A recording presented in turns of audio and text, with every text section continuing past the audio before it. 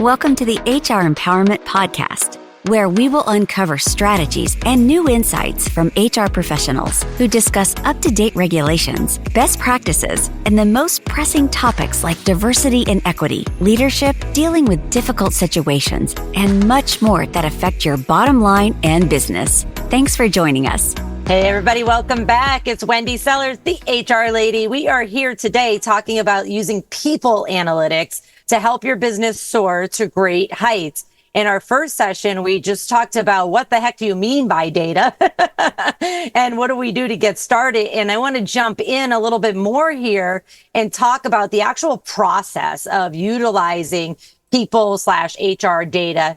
And I'm going to hand it over to our expert here, Vice President of Client Services at Zeroed In. He is a people analytics executive, Keith Good. Welcome back, Keith. Great to be back. Thank you. Hey, on our break where you're talking about the fact that, HR kind of has not, historically been using this data. It's kind of a new resource of information now, but most of us HR people, and I'm going to say me specifically, we don't have the skills to look at this data. We might be able to collect it, but then we're like, what do we do? You mentioned, a lot of people, the skills are kind of going to extinct because not all the new people are using it. So talk to us a little bit about that. And I'm sure JC he wants to chime in on this too. One of his favorite topics is analytics. Yeah, so there are historical data sets out there that have great information. And I think as organizations look to utilize their HR data, it's important for them to understand that historical aspect has value, especially when generating new statistical models to help predict the future. So the question is, how can they utilize that?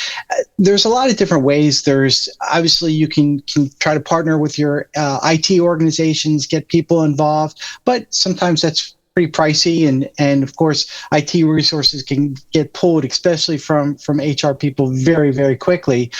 We see that all the time. We work with our clients as partners. So, I think the HR organizations have kind of three solutions that they can work with. One, kind of build it themselves, which is costly and difficult. Two, they could look at a black box solution. Give me your data in this format and we'll give you all these metrics.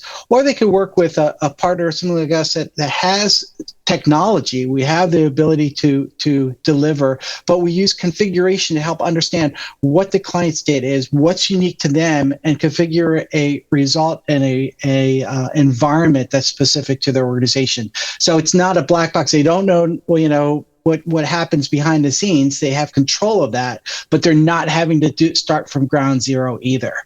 So that's, I think, one way that organizations can look at when they're starting this process. According to the Global Talent Trends Report of 2023, we're standing by for the 2024 version, by the way, only 37% of HR professionals report that their organizations are highly effective in collecting, analyzing, and applying HR data to drive decision-making, despite 83% acknowledging the importance of data in shaping workforce strategies. Back to you.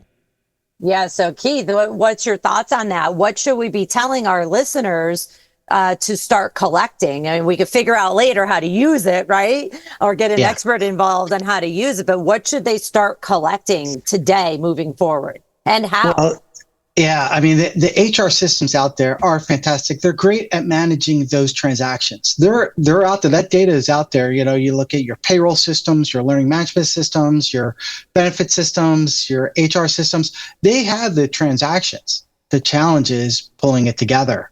The challenge is, figuring out how to pull that data together so that you can put it in an environment where you can make better decisions with it.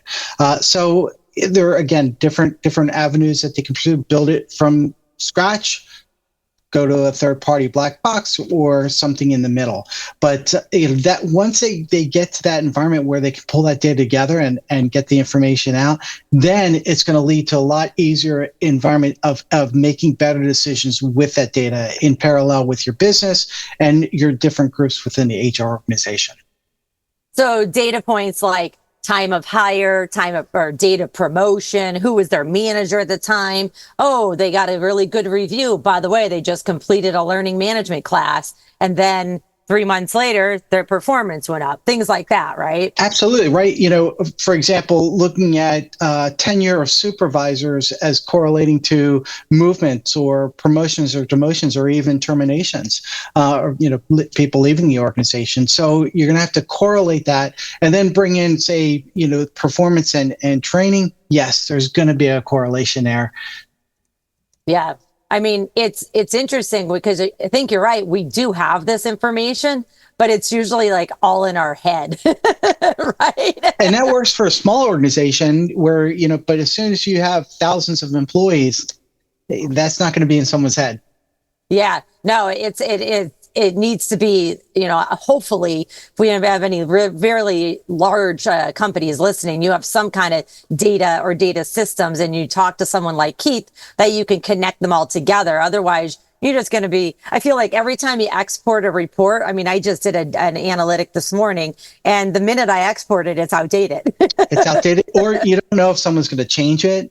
You don't know if, you've lost total control of that data as soon as and if you've emailed it, gosh, you hope it doesn't leave the organization. Yeah, absolutely.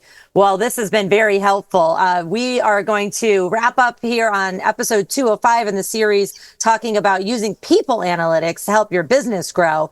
And up next, we are going to be sharing, and by we, I mean you, Keith, you will be sharing with us maybe some, great stories or cases that you can share with us of how it really using people analytics really impacted business outcomes. So thanks for joining us, everybody. We'll be right back.